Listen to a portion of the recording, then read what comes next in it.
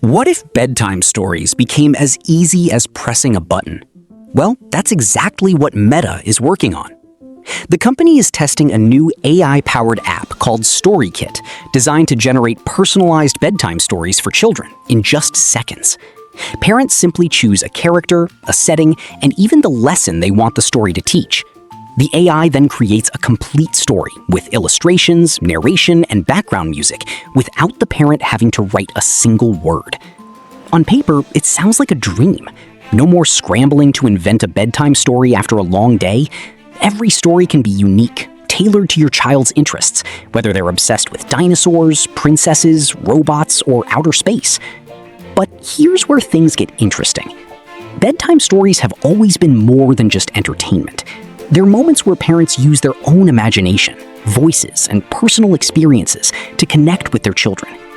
If AI starts doing all the storytelling, are we making bedtime easier or outsourcing one of parenting's most meaningful traditions?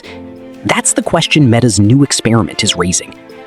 Right now, StoryKit is only being tested in select regions, so there's no word yet on a global launch.